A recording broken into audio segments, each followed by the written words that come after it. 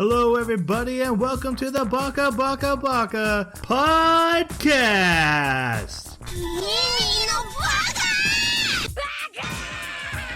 Baka.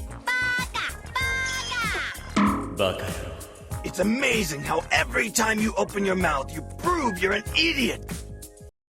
Hello, everybody, and welcome to Baka. We are an anime podcast. Every 2 weeks, we come together and talk about an anime that we have watched together. We do this like we're a book club, but really we're just lazy and watch television. When we're done discussing it, we turn it over to our comment section and let our audience continue the discussion in a much more productive way than we could ever manage. That's the concept of the show. We have a little bit of an issue because we announced an anime we were watching and then realized it wasn't widely available to watch. Netflix has the rights and they're waiting to display it. So, short on time because we don't plan well, we switched over to a movie that we all wanted to watch. We usually only watch one movie a year. This year is going to be special. We watched Konosuba, God's Blessing on This Wonderful World, Legend of Crimson. All that's the title. It's the Konosuba movie. And we're big fans of Konosuba. We've never talked about the Konosuba anime besides some mini-sodes in the past. We've never actually done a full podcast on it. So we're going to go into this and kind of share our thoughts on the characters and really explore Konosuba a little bit more and also go through the movie plot. To do that, I need the help of my co-host. We have the quarantine to my virus, Jeremy. Wow. I can't. I'm just being topical, and there was nothing really in this movie that triggered anything. That's going to be an interesting cultural reference later.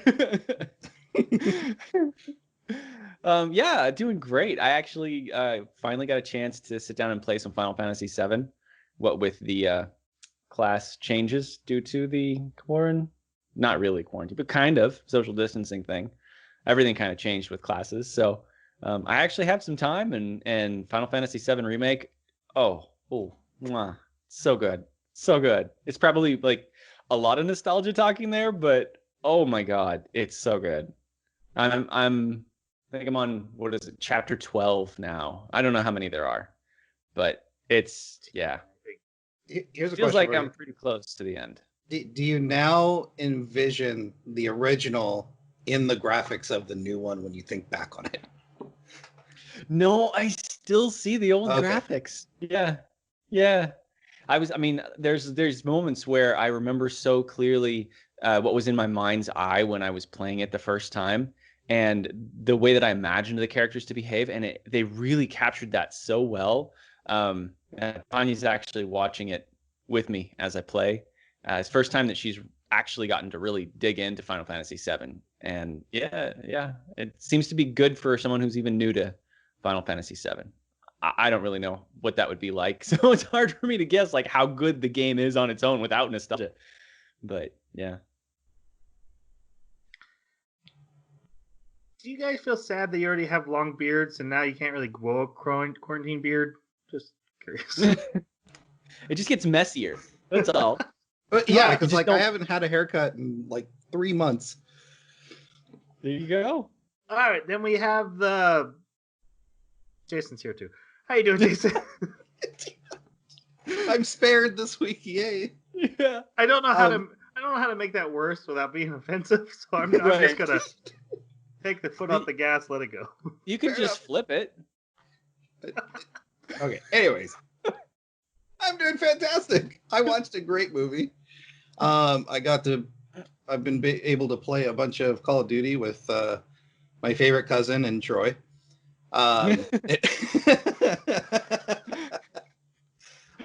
But I bought Elite Dangerous on Steam for like $17, and it is an intense experience in VR. Like being able to see the stars go by and study the planet in VR, and like your controls are like, because the game's super complicated to fly a ship. Like there's like 15 steps you have to complete to just even take off. And then like you got to make sure there's like these requirements met in order to go into like their version of hyperspace. And there's like a 10-minute tutorial, and then like the rest is like just thrown in your lap. And I've had to look up so many YouTube videos on how to do things, but it keeps pulling me back because the VR experience is so amazing.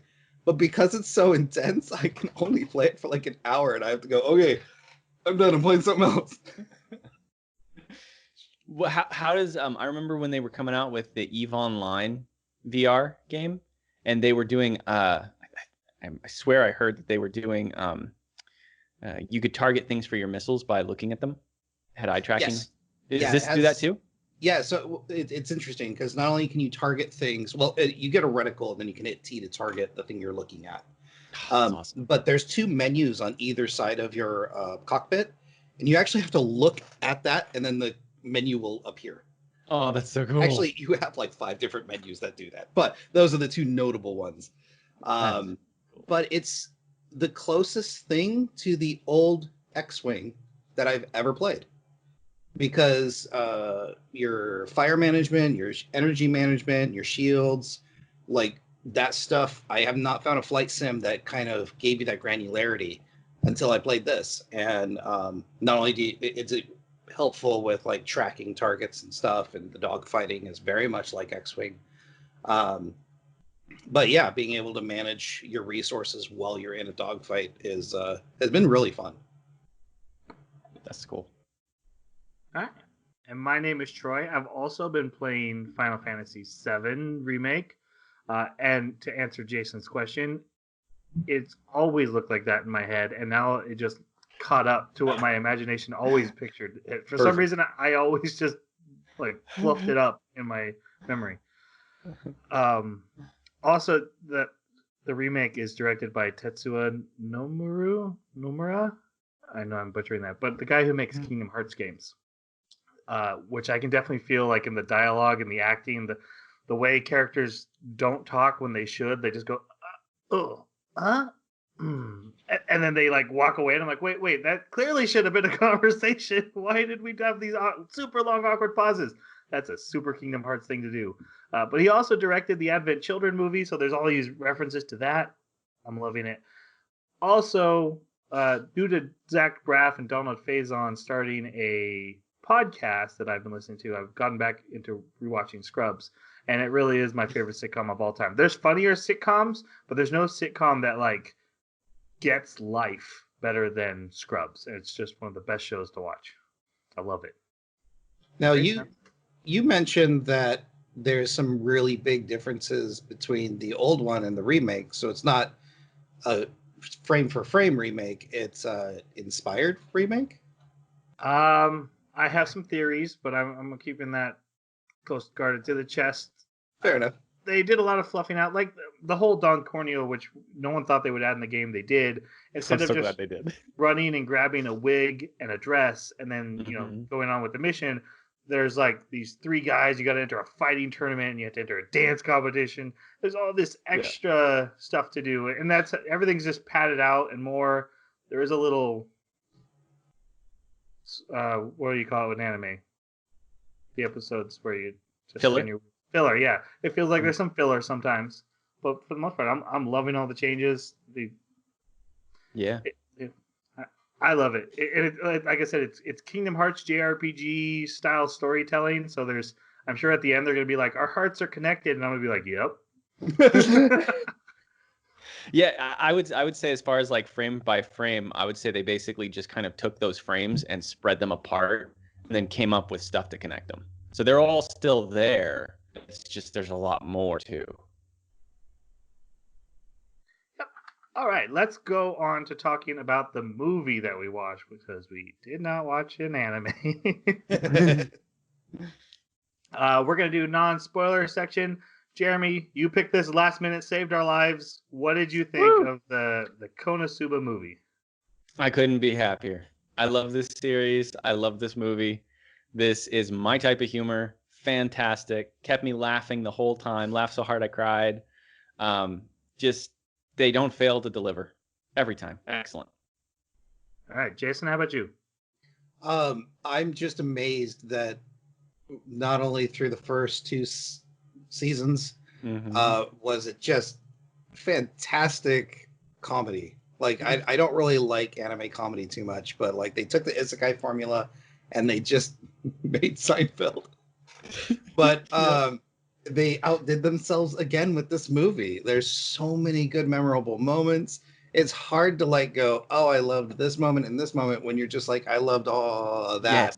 Yes, exactly. So, Exactly. yeah, this is definitely worth a watch. Without spoilers, like this is hands down one of the funniest things I've seen in a while. Yep. For me, I actually mentioned probably a few episodes back that I had watched it recently and that I loved it. So this is my second watch through of it, and I laughed through the second time just as hard as I did the first time. Just like these guys, I love Konosuba, and I loved this movie. If I'm going to say anything negative about it, it's that it didn't feel any grander than the normal storytelling. It just felt like a 3 or 4 episode arc of Konosuba with just higher production budget, but I was fine with that. I loved every minute of it. I'll take any Konosuba I could get. That's not really a complaint, but just more of a know what you're getting into. This isn't like Konosuba Deluxe. It's just Konosuba with even more of their crazy art style when his face gets all distorted from screaming. Yep. Speaking of face distortions, every time they do the lines for the mouth and then the eyes are just kind of like this, and like all three of them are just standing there looking like really irritated. It's perfect. It's perfect. Yep. All right. There's not really an intro or closing song to reference here. So we'll just go to our spoiler section. So yeah, from here on, we're spoiling the movie, characters, plot, moments, theories, jokes. Yes, and we're gonna butcher the jokes. Absolutely. We were talking in our pre-show. We don't know how we're gonna get through this without laughing as we recall every little joke and get this podcast done on time. So please forgive us in advance for what's coming. But man, we all laugh so hard, and we're gonna laugh a lot more as we remember this stuff. Okay, spoiler warning has been dropped. Before we go into the actual plot, let's go deal with the main party and talk about kind of our overall thoughts of the characters in general, but also how you thought they did in this movie. So we'll start with Kazuma, the isekai character who was a regular college student who, in a valiant effort to save someone, ended up having a heart attack and dying. And they didn't need to be saved. No. Yeah. His whole thing was he was told he could bring any super weapon into this isekai world, and he got pissed at the goddess and he chose her, which is completely worthless. So they're stuck here. All right, what do you guys think of Kazuma? Kazuma was fantastic. He was definitely not only the main character of the other anime, or the seasons, but he was definitely the central character in this.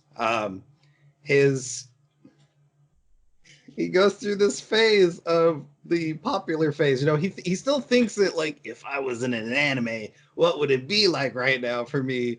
Because he thinks, you know, I have this incredibly high luck stat. Things are going to turn around for me. He's got this like backside deal with one of the old bad guys that he's going to get a bunch of money. You know, he's still got his mansion from the other two seasons, and you know, he's got like this half heart of gold for the people in his life, but then he's also just got this selfish, lecherous desires that take over his life, and the situations it puts him in are just hilarious. So yeah, this is definitely a callback to the other two seasons, but it totally worth it. I think that's what makes him so refreshing to me. Is I'm so used to seeing isekai protagonists just be these perfect ideals of you know what a young man should be, and it I don't know, it comes off a bit artificial sometimes because it's too perfect. And so when you have somebody, you know exactly what I mean, right? And when you have somebody like this, where he's just like he has to fight himself to behave. And that is just hysterical to me in these situations. And then there come these moments where he's like, wait a minute. I can justify getting away with stuff. I can totally justify it. He will talk himself into I could win a Doing something- lawsuit. Wait, I should. Yeah, exactly. I could win this lawsuit. I totally got this in the bag. And just God, just listening to that inner dialogue it's so refreshing to hear. As like I think it's probably the most accurate I've heard yet when you said it's like Seinfeld characters where like yeah, they're kind of good people, but they're also really bad people. They're really bad people. And it's just, oh God, fantastic. It's yeah, just like Seinfeld characters. They're fun to watch get into horrible situations because they're kind of horrible people. Kazuma, he's not here to save the world. He's here to make money and have fun. And Yep. he's a little lecherous, but also kind of a wimp about that kind of stuff too. He's all these contradictions. Yep. I love the character. I love an isekai character who's not overpowered, whether that is done for drama or comedy. In this case, it's comedy, and it works very well. Yep. Yeah, and he's always funny. And when bad stuff happens to him, you're like, yeah, but you do bad stuff to other people, so I'm kind of okay with this. His opening scene, when a girl walks in and is like, hey, you need to have a baby with me. And he looks straight at the camera and smiles. He goes, my popular face has begun. Gold. Next up, we have kind of the main character of this arc, because it really has to deal with her powers and her past, is Megumi, who is the Crimson Demon Wizard with only the power to cast one spell, and that is Explosion once a day. It's a very powerful explosion, but she can do it once a day, and then she literally can't move after she does it. Otherwise, she's completely worthless. And she is what's that name that I sent you guys? Tsundere? No, she's a Choiroro. Oh, that one you sent. Yeah, it's a subculture in Japan that we don't really have here in America, but it kind of be somewhere between emos and goths and LARPers. You know how there's just kind of a culture there where middle schoolers in Japan get these delusions of grandeur and think they're basically anime characters and do awesome poses and have superpowers. And her entire culture is based on this. Her entire village, they all dress up like they're super cool with spikes and leather. And even though they're like, I'm the baker of the town. Yeah, I'm the premier baker. I'm the premier cobbler. And I never got that in the seasons, because I'm not really familiar with that subculture. It's a little more popular now in anime, so I recognized it thanks to the movie, and I was like, oh, that adds a lot to her character. So, what did you guys think of Megumi in the? She had a great arc. I was really surprised. All through the season so far, it's been about her explosion magic being worthless, and she's not going to let go of it because that's so important to her. It defines her, right? And yet, by the end of this, she's comes to a point where she's willing to let go. And that was really cool to see. And in addition, like you were saying, just getting that definition of understanding who she is connected to. Also, just like, oh man, the revelation of where her race comes from. Like, I loved that scene where he's like covering her ears up because he's like, no, don't let her hear this. Kazuma's covered. It's just, yeah. It was really interesting because she's been very cold and distant. She definitely has a chip on her shoulder throughout the previous seasons, and we got a lot of the explanation for that. So definitely funny though. Man, she was playing him a couple of points in there. She was playing with him. I did love how she, it just kind of leads towards, how terrible of people these are. But as you said, Jeremy, she did have a decent arc, but like her sister was about to be eaten by monsters, and she still couldn't pull away from explosion magic. She's just like, right, but I won't have points for this. Yeah. It was drawn a little differently, but like I'm looking back on it, it's like she hesitated really long. And her sister was in danger. But yeah, she was great. She played Kazuma a couple times, which we'll get into, which was fantastic.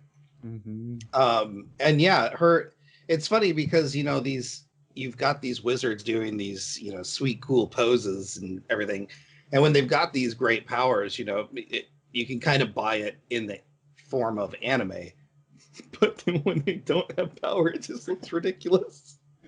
Yep.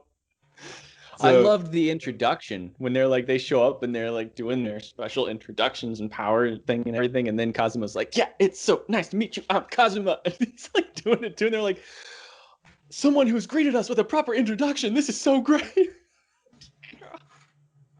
Sorry, off track, but oh god. Oh, no worries. I do like Megumi, but she's always been my least favorite character of the main party. I'm definitely not a Megumi Kazuma shipper, even though there does seem to be the more popular of ships in the fan base. But I think the humor here worked really well. I think getting to learn her background, where she comes from, really helps flesh out her character and makes the joke of her even funnier. Because every character has their joke, right? Kazuma's a creep. Megumi is this poser who has one thing she's good at. And it works a lot better knowing her history now and seeing her family and her village. So I did really like her in this movie. All right, on to Aqua. This is literally the goddess that sends humans to this fantasy world so they can help defeat the Demon King. Not anymore. And now she was chosen as Kazuma's weapon as a matter of spite, and now she has to help. Thoughts on Aqua? You mentioned pre-show that she didn't have much of a front and center role this time. But man, there are so many background moments where she just steals the show. But I do appreciate her as a character because she's a selfish, just weasel of a character that attempts to get whatever advantage she can for the least amount of effort. She even mentions at one point, she's like, I've tasted luxury. I can't go back to sleeping in a barn. Yeah. Yep. And their lives are on the line, and that's what she's concerned about at this moment. Yeah, she seemed a bit more motherly at times than I remember her being throughout the first two seasons. So it's interesting to see the relationships and the dynamics between the characters developing. But yeah, totally agree. I've always loved Aqua's brightness because just like Kazuma, bad stuff happens to her all the time because of her ego and her entitlement and her selfishness, and it's always funny. But and they really felt it in this movie, and I was telling you guys in pre-show, I love how Kazuma and Aqua just don't really have any romantic connection, especially in this movie. That there's always been tension between him and Darkness, and there's clearly tension between him and Megumi. Aqua and him are just like two old college buddies who are both terrible and are terrible to each other, but they also like, you're the only person who gets me and how terrible I am and will put up with me, and so they support each other. And like you said, there's some great background jokes where she's just kind of being a bro to Kazuma, and it works it's very funny.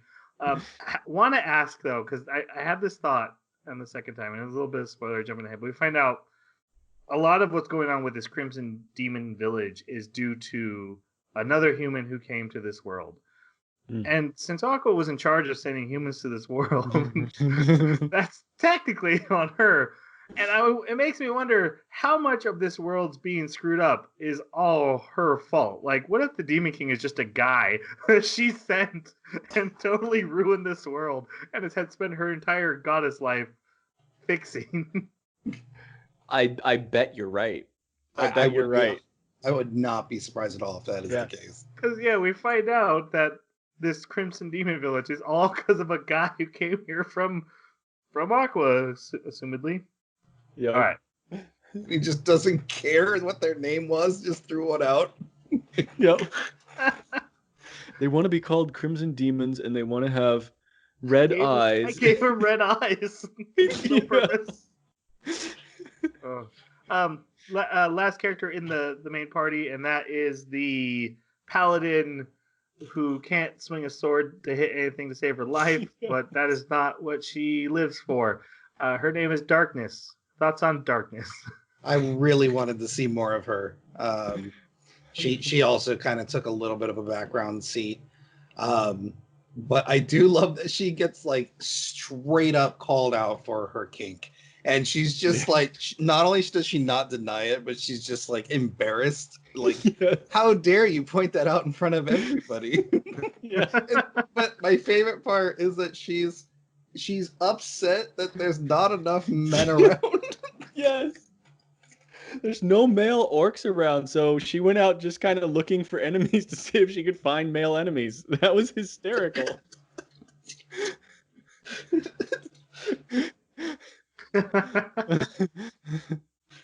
Oh. Darkness. I love that character. Darkness has always been my favorite character of the show. The joke of her works so well, and she owns it so much. and I've always just got a huge kick out of her. She's so unique in anime. I don't know if there's anyone quite like her that they embrace that much. I do wish she had more moments, but the moments she did have, I thought were fantastic. And the moment when she starts kicking butt, and every single person watching goes, "Wait, what? That's not." She hit. Oh, wait, I bet I know what's going on. Yep. Yep, exactly. And that's the great thing about this anime. The characters are so consistent. As soon as you see something out of place like that, you're like, what's the only logical explanation for this? All right. We'll go start with the story a little bit. We do have another character to talk about here in a moment. It starts with our party's on a quest, and we don't even see the quest. We see a toad, one of the giant slime toads, eating a goat, and then there's an explosion in the background, and then we just see the contract saying fail. And they were trying to capture tuna, but Megumi did her explosion, and now there won't be tuna for an entire year because she wiped out the population and destroyed the river. And so Darkness smells. Yeah, and Darkness got eaten by a tuna like immediately. So we joined the party in the tavern. They're usually the Adventurers Tavern in Beginner Town, Noob Town, whatever the name of it. Yeah, that's the town you started in is an adventure, and they never leave. And they bring up a reoccurring joke, which is Megumi asking for points for her explosion, and Kazuma is so mad at her for ruining the job. He's like, "That was a 0-pointer." She's like, "No way, that was way more." In walks a character who was originally introduced in an OVA between season 1 and 2, and I think also shows up in season 2. She is Megumi's rival from the village. Her name is Yunyun. Guys, thoughts on Yunyun? She was funny. She was great. I really enjoyed how they actually fleshed out, like, she wasn't just a throwaway rival character, because that's what usually happens. But she actually was had her own issues, wound up not starting as a rival, and was the butt of quite a few jokes. Yeah. I thought it was funny that she was the most anime character of the bunch. Yeah. Where like in the form of tropiness and like how someone in an isekai might react, and she definitely ended up being the oddball out because she was the only one with any sort of heroics to her. But it's interesting to see the contrast between her and Megumi because, later on we find out that she knows an assortment of magic. She's learned advanced magic. And, we've come to find out that Megumi had a chance to learn all of this as well, but she dumped all her points into nothing but explosion. And, but I thought she was a decent character. Mm-hmm. My only thing is I didn't, and maybe it's because it was previously explained like in the OVA that I don't think I've ever seen. She seems to have like a lone wolfness to her about her or like no one wants to spend time with her because like when they go to the school, she's like, "This is my party," and they're like, "Yeah, but she's not in our party." And she seems ashamed of that. And at one point she mentioned friends, and they're like, she said friends like she has friends, but clearly she doesn't. But I don't really get that or what the setup for that is, and I think it might be because I missed the OVA. I vaguely remember that she was obsessed with Megaman and was like basically hunting her down, and so that single-minded focus kept her from making any friends. Was the impression I had. It's been a long time though, so I don't remember. Well, she enters into this tavern and declares to Kazuma that they need to have a baby. And Kazuma is immediately in. He doesn't hesitate for a second. They go back to their mansion, and they discuss this. There is a lot of arguing. And remember when I mentioned about Akko being a bro? Like she's the only one not upset. She's like in the background making tea. She doesn't care. Whatever. Tea. Right. I love this. Is a cup of water. She's like, your tea's ready. Meanwhile, Megami and Darkness are both upset. He's like, "You two had your freaking chance. Get away from me. Oh, we're in love." And we find out the reason Yun is doing this is she has received a letter from her father, and they read the letter. The first page is like, "When you read this, I will probably be gone," and carry on. And our village is under attack by the Demon King. And then on the second page, it goes on about like the lone survivor of the village will meet a worthless man and have his child, and that child will defeat the Demon King. There's some great comedy bits in here because first, Kazuma's like, "Wait, why did you come to me with worthless man? why do you immediately assume that was me?" And then I love Aqua getting upset, like, no. This is a 3-year thing. We get in, we get out. I don't have time for you to have a kid to be grow up. Which leads to Kazuma saying, "You want my toddler to fight the Demon King?" It's very great. good joke. Megami realizes these are actually two separate things. The first is a letter from Union's father, and the second is actually just some fan fiction that her friend from school wrote. But Kazuma's pants are already down at this point because he starts like freaking out, like, "Why do I undress?" He just starts taking his pants off. He doesn't know what he's doing. He's like a dog chasing cars. He doesn't know what to do if he ever gets one. Right.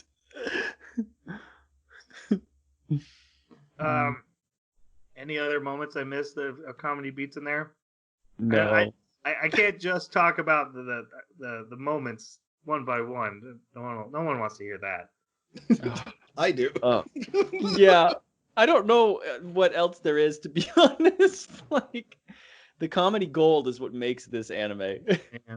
We did mention one of the things that's hard to talk about is Aqua like pulling up Kazuma's pants in the background while they're still discussing, because he never bothers to pull them back up, and she just kind of like comes up behind him and hikes him up. And I didn't notice that the first time. I noticed it the second time. I'm like, that's such a good moment. And if there's moments like that, and there are, how are we gonna even touch on the important ones, because they're all so good? And that's the thing, is like, if you talk about the story as an overarching, like, point by point by point, it's honestly a little under average as far as like an interesting story to be told, but these characters make it amazing. It's generic isekai fanfare, but the fact that it's happening to these horrible characters who have no business dealing with this, like when we get to it, like the general sneaking into the town to look for this weapon, it's like, that's so dumb. Like, no. Like, why would they go on a secret mission themselves? Like, this is dumb. Why are they there? Union decides to go home, and so she heads off, and then Megami feeling bad, convinces the party that they should go to the village and check it out. So they go to their old friends / foes, Wiz and Veneer. Wiz was a former general of the Demon King who just kind of got sick of being a bad guy and just wants to run a magic shop. and Veneer is a mask that can possess you, who really just wants to run the shop even better. And they both have just kind of retired. Yeah, Veneer I love because not only was he with the Demon King, but like his ambition for business success is what took him out of being. He's like, you know what? It's much more profitable just to go run a shop. Of course, and then Aqua pisses him off because she starts breaking crap. Right? And because Yep. she's the only, because he's a demon and she's a goddess, they're natural enemies, and she's the only one who can actually like damage him. So they've always hated each other. She's like, you didn't respect me. But even though he's mean to everyone, like these aren't his friends, these are business associates that he puts up with. Like, Kazuma, you weak-willed little man, tell me about these business ideas you have. And this is where we learn that him and Kazuma have a deal for intellectual property rights. It's like, what? It's a guy. Kazuma is selling him ideas from Earth, products that they can create there and make a fortune on. That he's gonna make Kazuma a millionaire. That's brilliant. There's not really much character growth with these characters, but they do become very relevant by the end of the story, so that's why I definitely wanted to bring them up. Wiz then teleports them to the demon village, but she messes up and sends them into the middle of a group of orcs, and these orcs start chasing Kazuma only because the males have been wiped out. And this is a horde of thong-wearing female orcs, voluptuous, just looking for a man. It's like if someone took the concept of Goblin Slayer, made it comedy, and switched the genders, and Kazuma's gonna be the victim. Yes. He's definitely a victim in this scene. Oh, God. Holy crap. Yes. And I love, so he's running from these things and he trips.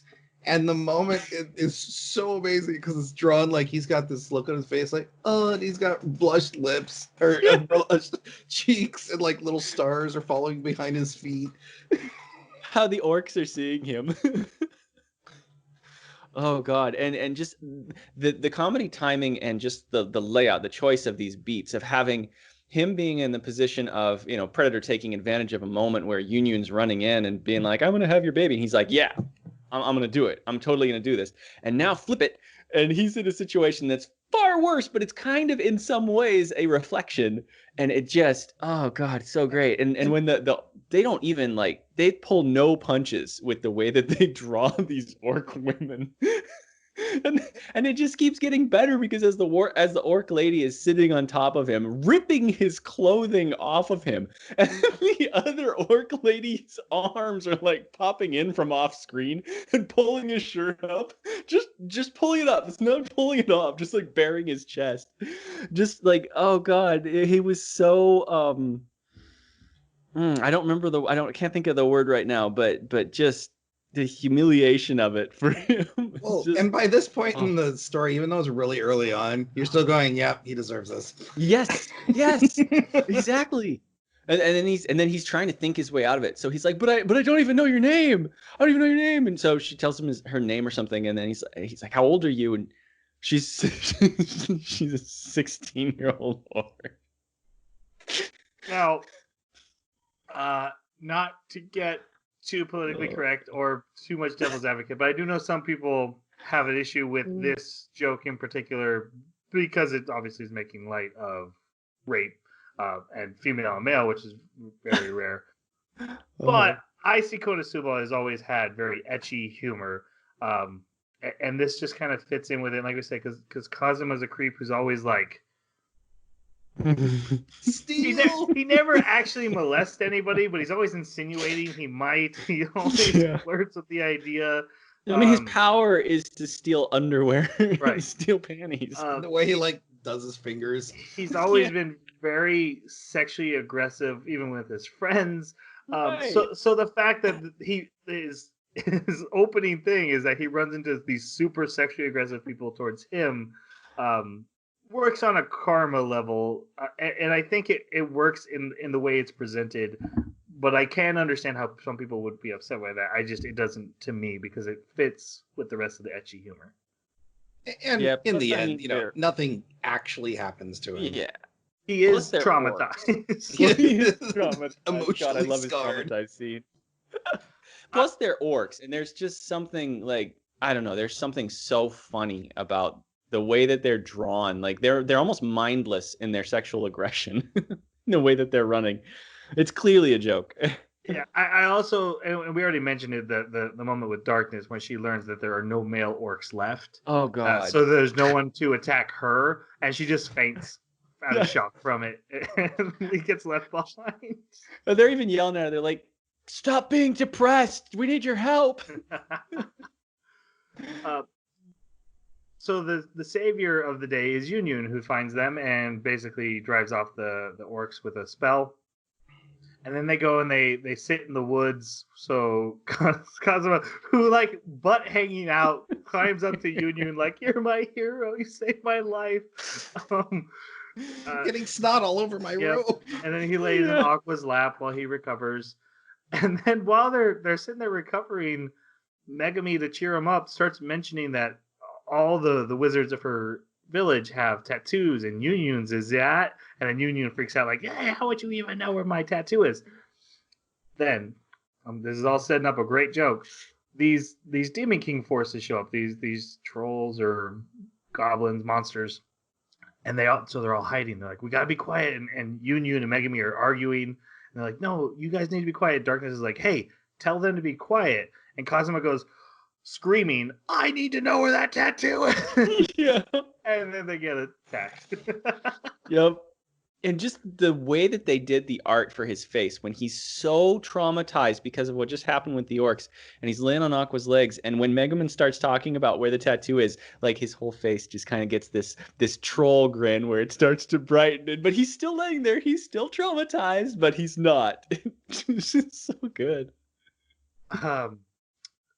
Aqua decides that she can handle this, and she starts taunting the Demon King's forces. These is technically under the command of General Sylvia, who we're talking about a little bit. And then more people show up. So Megami blasts them with the explosion at point blank range. And then more show up, and they have to be saved. And they're saved by 4 wizards from the village who show up, and they're like, "The power of ice and the power of fire," but they all use the same lightning sword attack. And Kazuma's like, "What?" But again, these are very much Megami's people, like we talked about. They're posers. They're all super dramatic and awesome, and every single one of them is like, "I'm the best wizard of the village," Yeah. and that's you just have to say that. I did love that Kazuma gave her negative 90 points for this one because it also got them. Range. So these guys take him to the village. They meet with Yunyun's dad, and they're like, "Who's alive?" And they're like, "Wait, you said you were gonna die." He's like, "No, that's just how we start letters here." And they're like, "But you said the village is under attack." He's like, "Oh, we totally are. It's awesome. We're having a blast." Do you think the lights will attract tourists? Yeah, and like you said something about like a building would be destroyed. He's like, "Yeah, we're trying to decide if we want to destroy it or not, or we'll build something new."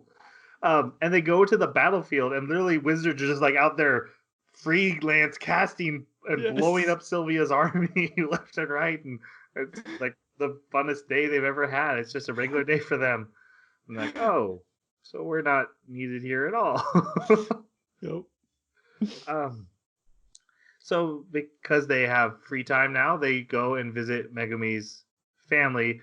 When they get there, she passes out immediately, so that Kazuma has to introduce himself to her parents himself, and he's trying to explain like, "I'm just a friend." They're like, "Yeah, but she writes letters about how like you carry her and you made her bathe with you, and you looked at her panties and do all this horrible stuff." He's like, "Oh God!" He gets called out for his behavior that Kazuma does and has to apologize.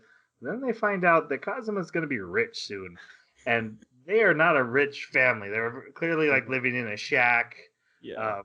Well, he apologizes with food, and they're like, "Oh, this is amazing. Thank you very much." He's like, and then he feels bad, like, "Oh, these people are really poor off. Why don't I give them more?" And now they're all of a sudden like, "Hey, buddy." Yeah. So our son-in-law. I love the dad's line, "Break out the good tea," and the mom's like, "There's just the tea." It's just honey. Yeah, and they invite them to stay. Like, oh, we should go. Like, no, stay the night, millionaire. So he goes and bathes, and while he does that, Megumi's mom starts. Well, she gets Aqua drunk, which Aqua will do. She knocks Darkness out, knocks the dad out, and She's got a spell that'll put people to she's sleep. got a sleeping spell, and puts Kazuma in Megumi's room with Megumi while she's sleeping, and then locks the door and like sits outside and waits for something to happen. Yeah. Yeah, and we get this scene basically happens twice. Kazuma locked in a room with Megumi, trying to decide what he's gonna do with the situation. Clearly, someone wants the situation to happen. Is it morally right? Is it legally right? Going through all these issues, he eventually does climb inside the futon with her. She wakes up, and I kind of misinterpreted this the first time I saw it, and the second time it made more sense. It's hard without English inflection. Basically, she's like, "Oh my God, were you doing something to me?" He's like, "No, I wouldn't do that.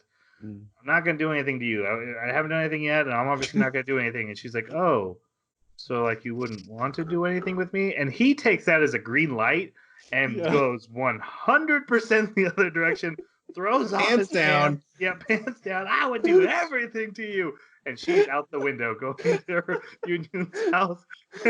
Die, pervert! Die! That's the perverts. So normally when you see this kind of scene in other anime, and accidental or whatever, it's like both of them freak out, right? And like they sit up and whatever. And this one, she opens her eyes and he's just like, "Good morning."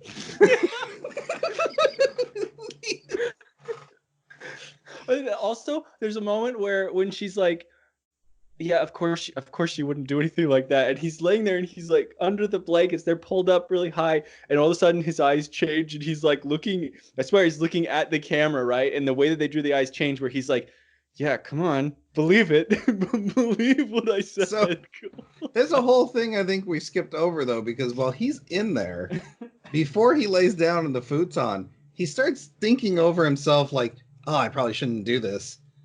This will look bad. This might be something that I get in trouble with." But wait, now, make her mom's right outside. She's signed off, so this is okay. But maybe, she'll sue me. No, I could probably win the lawsuit. Yeah. It's like going like this whole internal monologue circling around her. Yep. And there's this whole thing about like, well, I'm gonna get in trouble for being in here anyway. So if I'm gonna get in trouble, make the false be true. Right, and all he wants to do is like get away with this without being considered a creep the next day by everybody else. It is cold, so I should be in there because I'll get sick if I don't. And then when he's finally in there, he's like, "Oh crap, it's a trap. I'm in here now. What am I gonna do? It doesn't matter what I do now, because if she wakes up, she's gonna think I'm doing something bad, even if I'm getting out of the bed." This was Seinfeld. Like, this was a Seinfeld moment. Yeah, perfectly. Absolutely. Yeah. The next day, while having breakfast with the party, I absolutely love this moment because they're like, "Hey, could you pass me the sugar, Kazu Trash?" And he's like, "Yeah, I can." What did you call me? And they like keep giving him these horrible nicknames until Aqua finally says Kazuma, who tricks Megumi into laying in bed with him and does creepy stuff. He's like, "Oh, okay, sorry." He like just like completely defeated, hangs his head and goes, "Sorry." Yep. I loved it. Okay, after this scene, they Aqua and him and Megumi go tour the town. Darkness goes off to find male bad guys. But they tour the town. They visit a dressmaker or a clothes maker, and he has this drying rack that's clearly like this futuristic sci-fi rifle. Yeah. And they're like, that's clearly a gun. He's like, "Yeah, it doesn't rust. It's a great drying rack for clothes." And then they go to the school and they meet Megami and Union's schoolmates. And this is the scene where Union's like, "This is my party," and they're like, "Yeah, but not her. She's not in the party. She just shows up sometimes and saves us." And of course, all her friends show up with the posing, like, I'm this and that. Actually, God. their introductions were amazing because one's like one with a daddy complex. Brother complex. I have a Brother brother complex. complex. And I'm everyone's the like, foremost among those with brother love. I'm like, oh God. and everyone's like, "Brother complex," and she's like, "Let it go." Yeah. The last one's like, I actually don't know what I'm good at. After the school, though, Megami reveals her backstory with Union, and that as she was saving up points for advanced explosion magic, her little sister, who we met at the family house, her little sister got attacked by monsters, and she was about to sacrifice her points to learn intermediate magic so she could help. And Union stepped up and did it anyway. Now, I do get the impression that everyone here saves up their points for advanced magic and skips past intermediate. So Union is like the only one with intermediate magic, and everyone kind of laughs at her for that. But she saved the day, and Megami's always felt like she owed her a debt because of that. And that's kind of the backstory that we get. Then they run into Darkness, who has found the Demon King's army led by Sylvia, who's a woman, and so she's just not. She's like, "What the hell is going on?" Yeah. She's so upset. And then so all these wizards are with them, and so Kazuma steps up. He's like, "Yeah, we defeated the Dullahan. We defeated The slime. Veneer, the slime guy. We beat all these generals. This is who we are. We roll." And they're like, "Oh, what's your name?" And he gives the name of the guy with the magic sword. Now, didn't he steal the magic sword from the guy and sell it in the first season? He did. Yeah. He did. Which is why Yes! Megami's never heard of it. Because Megami's Yeah. like, later, she's like, "No one's ever heard of that sword," and it's because he sold it away. Yeah. But yeah, he gives that name because he's even though he was feeling brave, he's like, they could get me later. So I don't want him to like put a bounty on me. And yeah, they chase Sylvia's forces away, and then they go back to Megami's house, and basically the same situation happens again. He's in bed with Megami. She wakes up, and she's like, "Wait, it's cold in here." Oh, no, first he complains to her. He's like, "You guys are never thankful for anything I do. I work so hard for you guys." And then she actually gets really sincere and thanks him for, having a wizard with only one spell in the party and being nice to her and always being helpful to her. Mm-hmm. And then he's like, "Oh, I probably am blowing it out of proportion." And she's like, "Why is it so cold in here?" And the window is frozen. Not only is the mob locked it, but now he's frozen the window so she can't escape. And she starts beating on the door.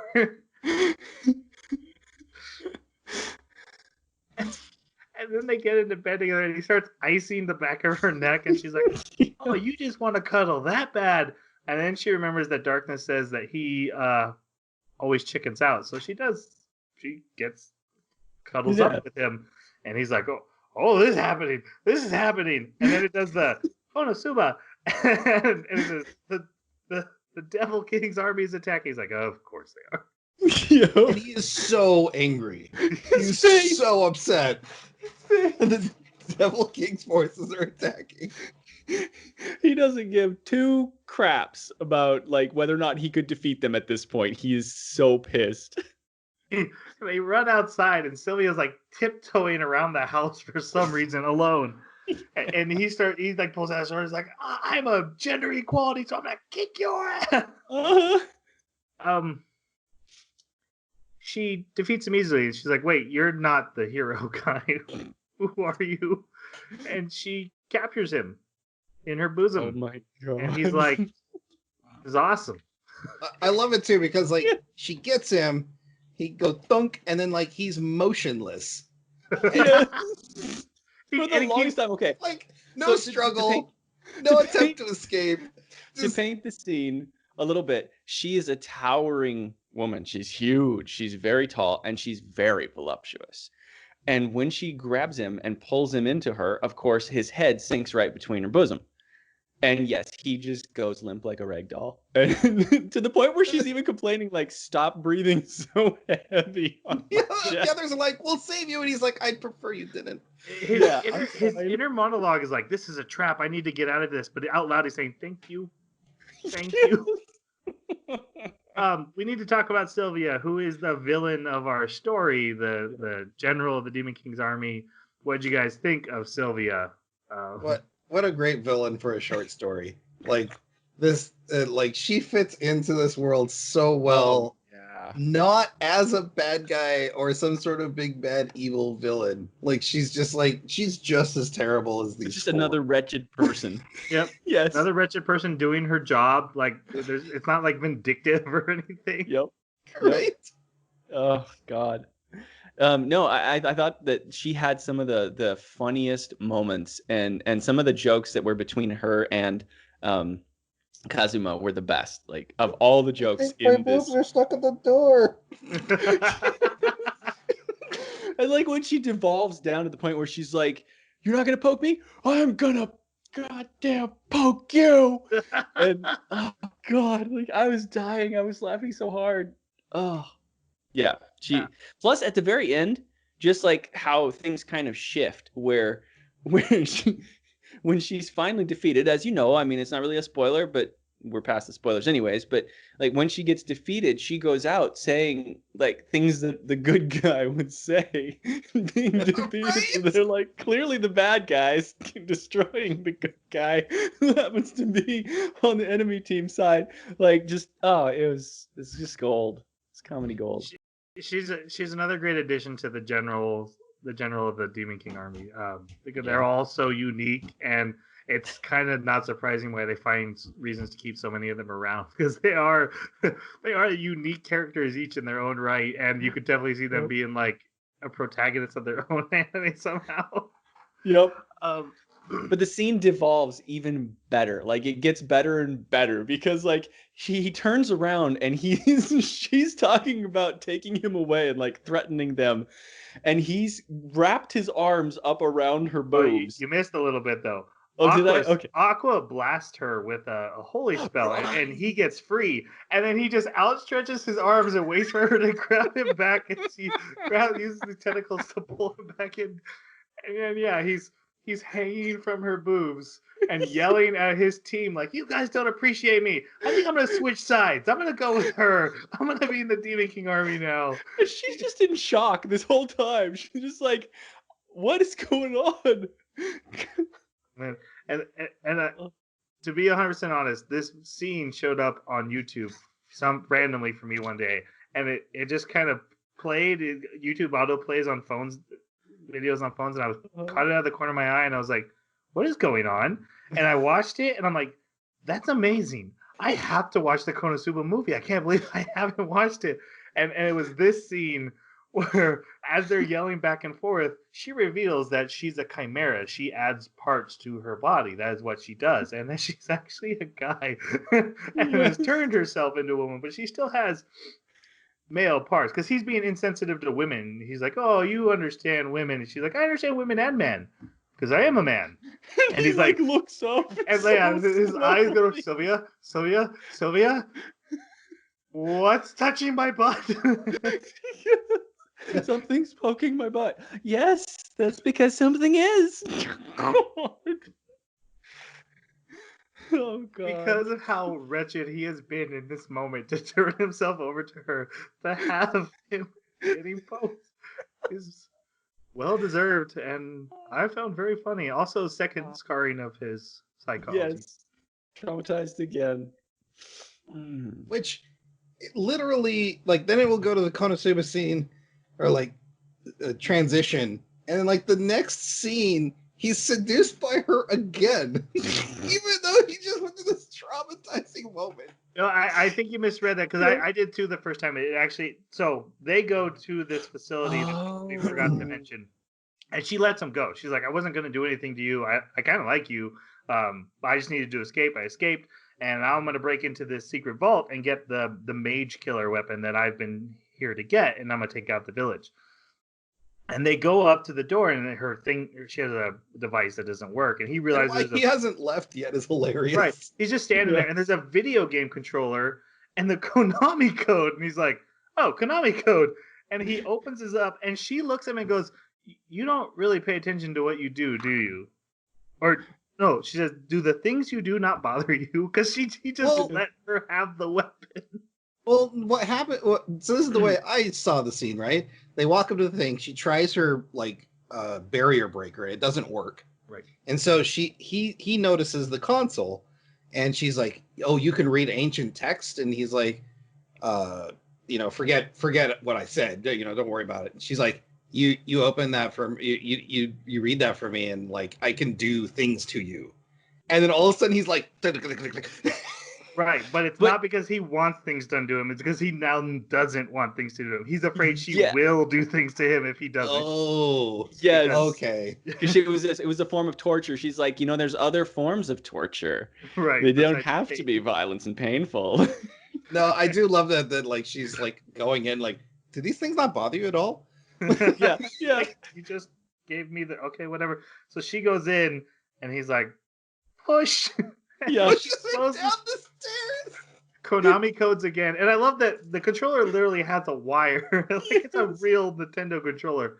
And he shuts her in. And everyone rushes in. They're like, "Oh my God, you defeated her." He's like, "Yep, that's what I did." And she's banging on the door because it's so dark. And she's like, "My boob's stuck in the door," which is a lie, of course, because she was at the bottom of the stairs. And that's when she's yelling that if he doesn't let her out, she's gonna poke him. There's an amazing joke here. So because she's in there and her power of fusing, she actually fuses with the weapon and breaks up. Before she does, two of the wizards from the village are there. And he's like, "Are you worried she'll get the weapon?" And they're like, "Oh, if she got that, we would do handstand laps around the village." And when she burst out and they're running away, you see in the background the two wizards are all doing handstand laps. Yes.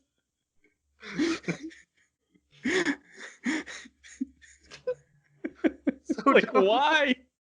Why Konosuba? But it was so good. That got me twice. Both times that I watched it, that moment got me. I was confused at when I was looking at it first. And I was like, wait, they're not doing handstands. Oh my God, they're doing handstands. Yeah. So yeah, she basically now is a giant snake monster. Lamia. Yep, and is spitting fire at the village, and all the crimson demons are getting ready to fight her. And Kazuma's like, "Oh, that's crappy. This happened to you guys." And they're like, "Oh, we're sorry this happened to you while you're here." Yeah, what a coincidence. Yeah, what a coincidence.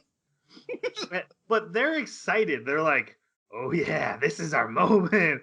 But they reveal that the mage killer has a countermeasure that was built, and so him and Aqua and Megami go to find it, whereas Darkness goes to save Megami's family, and then these rest of the wizards go to fight Sylvia and her army. When they find it, it's a big stone slab with Japanese writing on it, and we find out that there was a scientist who died and was sent to this world with the power to modify things. I think he called it cheat, right? Didn't he say it was the power to cheat or something like that? I thought that's what it was called. Don't remember, but basically he created the Crimson Demons.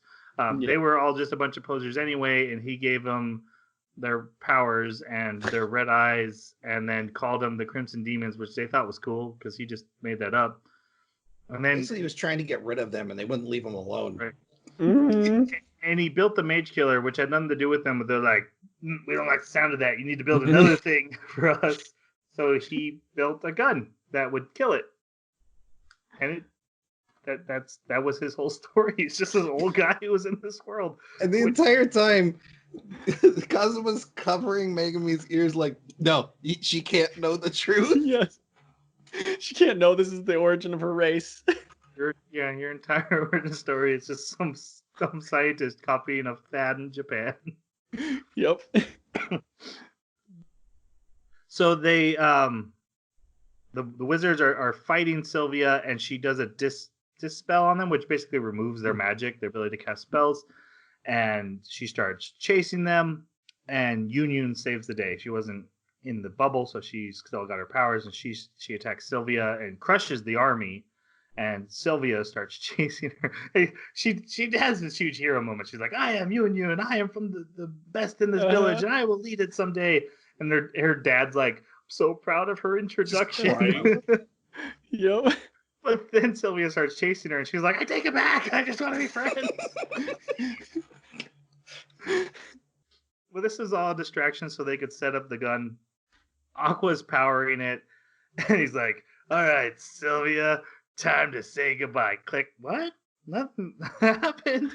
And they think it's broken. So Megumi's like, "Well, then I'll do explosion magic," and she casts her spell, but it gets sucked up and goes into the gun instead, which is what needed to happen. Aqua has nowhere near enough magic power. Find out her magic sucks. Yep. And one of the best ones. So Sylvia's like still rushing them. He's getting ready to take the shot, and he's like, "Remember my name. I am." And the little girl, Megumi's little sister, presses the trigger. And she goes, boom!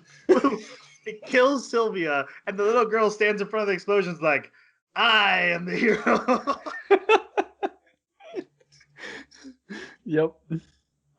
This would be a really natural point for the movie to end, but it keeps going, and I really like how it did. So Yeah. Sylvia goes to the afterlife, and the Durahan and the slime guy are there, and they're like, "Come with us," and they grab her, but she manages to bring herself back to life, but it pulls them with her, and they all merge into a giant armored slime monster thing. Which Final Fantasy VII Ultimate monster. That's true. So I looked at this thing, I'm like, I know this is a comedy, but this is one of the coolest monsters Yes. I have seen in an isekai in a long time. Yeah. It made sense in a logical way, maybe not coming back to life, but the fact that she merges with things, and it kind of brought back these former generals. So even though this is a movie, it was like, oh, it kind of raises the stakes enough for it to be a movie ending because all the bad guys are in one. At the same time, Wiz and Veneer are coming to check on this village because they needed products from it. They were doing product testing, that's right. Yeah, well, and this village is important. Like, without this village, his and Veneer and Kazuma's plan won't work.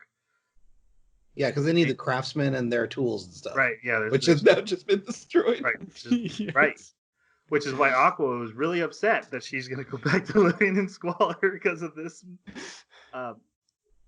They get seen by the other generals who are very mad. Traitors. And Veneer's like, if the Demon King finds out I'm alive, that's going to be a nuisance. So I guess we're going to help. And Wiz, of course, is helping. So they battle her, but they're getting overpowered by her. She's very strong.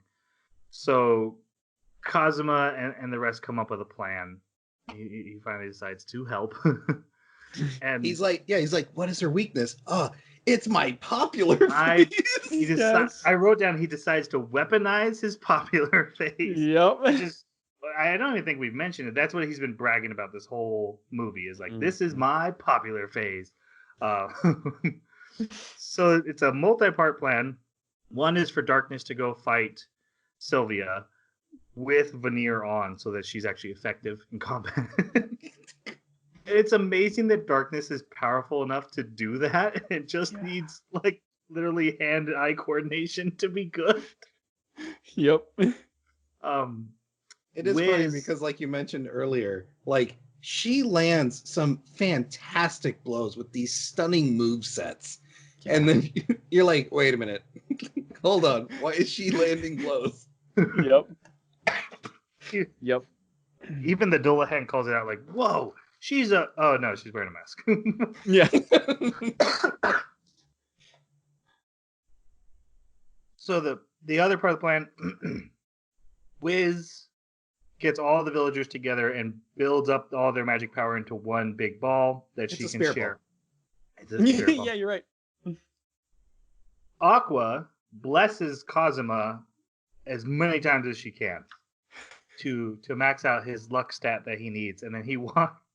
And this is like a really great moment between them that you were talking about, like two college bros. Yeah, like, because you know there's like all four of them, their signature like thumbs up thing, but like this one felt a little different. Like it was very personal between the two, because she's just like, this is really dumb. He's like, yeah, but it'll work. And so they're like, yeah. Yep. So Sylvia, while she's fighting darkness / veneer, starts complaining about, like, when I died, I realized I didn't give a crap about the Demon King's army. I've been a loyal soldier. Only the goblins were ever kind to me.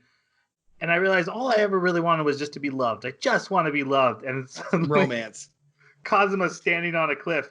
Sylvia, you've always been loved.